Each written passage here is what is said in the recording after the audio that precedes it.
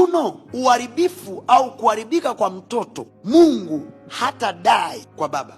Yani kama kutakuwa na maswali mbinguni juu ya ulezi au juu ya malezi, Mungu kamwe hatatuuliza sisi. Sisi watu wa Mungu tulipewa kazi ya kutunza bustani. Over tumbo la uzazi alipewa mwanamke. From the womb, the protection of the child, akiwa ndani ya tumbo mpaka akiwa nje, mpaka akija kutokoa kwa kitu kingine cha maana, it is all in the care of the mother. Biblia inasema wazi, mwana mwenye hekima humfurahisha babaye, bali mwana mpumbavu ni mzigo wa mamaye. Kila mtu atabeba mzigo aliyotuletea duniani. Tukio ulilolianzisha, chai uliotukorogea, utakunywa wewe kwanza. Mtoto uliyetuletea uso wa nchi, wewe kwanza. Pinchi yake ndo utaisikia. Kama mwanao ni jambazi anawatesa watu huko, yani ile feeling ile, wewe lazima uipate. It is not up to the father. Mungu anawapendelea sana wanaume, tufanye anatupendelea. Haizuii, yani haiondoi fact ya kwamba mzigo ule ni wa kwako. Yani wewe tununie, tuone kama Mungu anatupendelea, mnunie Mungu, lakini zigo lile la kwako. Why? Because from the Bible we learn and understand, anayesikiliza hatima za watoto kutoka kwa Mungu ni mama. Rebeka alipozaa watoto wawili, Mungu aliongea naye juu ya hatima ya watoto wake, akasema mdogo atamtawala mkubwa.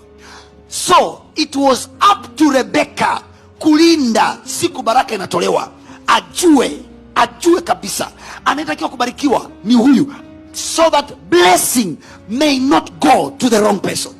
How many are you are careful enough to protect your seed, your generation? Watoto wote kwenye Biblia waliofanya matukio makubwa, there was involvement of a mama. Mother was involved. Mwangalie mama yake Musa. Kipindi Musa anazaliwa, watoto wa kiume wote wanauawa. The woman could protect his young boy, katoto kachanga, miezi mitatu, na bado alitakiwa awe mtumwa. Kwanza alitakiwa ajifunike wasijue ana mimba. Pili, alitakiwa miezi mitatu ananyonyesha, hawajui. Anaenda kulima, hawajui. Yani miezi mitatu, mpaka alipoona hawezi, it was out of her hand.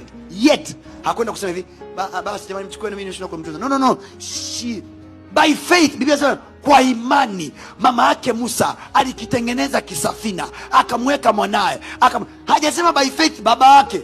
Biblia inasema walipomuona ni mzuri wakamficha. Wewe unamwona mtoto wako yukoje?